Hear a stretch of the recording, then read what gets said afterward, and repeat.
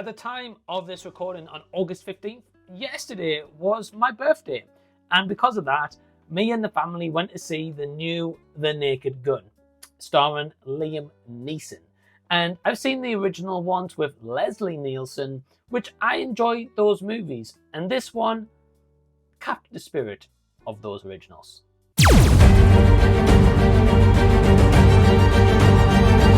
Hey everyone, what's going on? Welcome to the channel. Thank you for sparing your time out to check out my thoughts on The Naked Gun. Sorry for the gap over here. I'm going through a moving process, so please bear with me.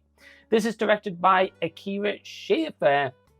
I saw the trailer, and the trailer was really good, but I was worried it showed basically everything. Good news is, it doesn't show everything, which is a big positive nowadays. We've also got Pamela Anderson, Beth Davenport. Essentially, the plot tells the story of Frank Drebin Jr., who is tasked to solve a murder case as Danny Huston's character, Richard Kane, is planning with the PLOT device to cause chaos in the world. So Frank Drebin Jr. has to save the day.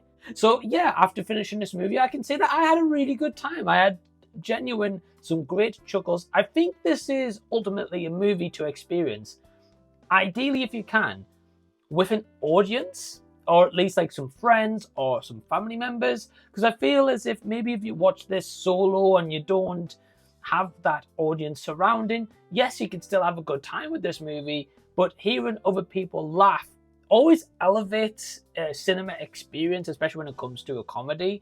For example, in my screening, there was 11 of us that went last night, and because of that, we had quite a bit of audience around us, and the people who were sat right behind us, they were laughing their heads off, and one girl even shouted out, "Hey, I'm crying," with laughter. So that for me was like, this is great, right? My sister was absolutely howling with laughter, and generally that just really helped to elevate and build this experience even more for myself personally. So maybe I have a little bit of a bias when it comes to that standpoint, but I just love the comedy. I think most of it works well. Now, of course, you know, there's going to be some comedy that doesn't work well. Some of the moments that land flat. There's a running joke with coffee that I didn't mind too much, but at times I was like, yeah, okay, this doesn't work completely. It's a little bit too stupid of a joke to keep going.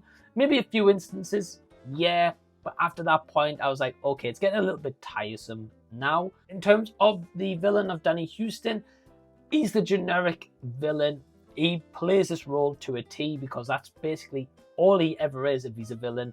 Generic, forgettable, you don't remember him. I'm pretty sure he was in the most recent remake of The Crow, which he wasn't great. So there's absolutely nothing new with his performance. But Liam Neeson, on the other hand, I think is captured and casted actually really good, because he is mainly known for doing Taken and the 20 sequels we've basically had of Taken, and it's nice to see him do something a little bit different, have that demeanor of the character which he plays from Taken, but just notched up a little bit with the comedy aspect of being a dead serious cop, but the things around him or the situations that he's in is for the comedic and humor element, which I do think actually works really well. Pamela Anderson does an okay job. At the end of the day, she doesn't have to do too much, but for what she's given, she does a good job, and it's actually great to see Pamela Anderson back on the big screen. She looks great, by the way, I will say that.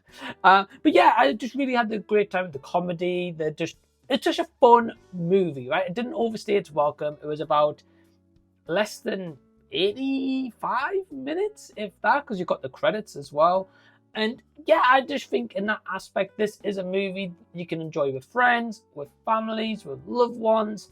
Again, all just subjective, and it depends on your humor. Comedy is the most probably subjective form of art that there is. I would have liked to have seen a little bit more of Paul Walter Hauser's character of Ed, because I think he's a really good actor. He does get a few little moments here and there sprinkled in where he shines, and some really great comedy moments, but it does feel like a little bit of a relegated background extra at points as well, which was a little bit not great to see. Last thing I will say is there's some nice homages to Leslie Nielsen if you've seen the original movies. If you haven't seen them, a few jokes may go over your head a little bit. You may not catch the certain references it is alluding to, especially one in the third act, which is probably a big reference. I'll be quite transparent.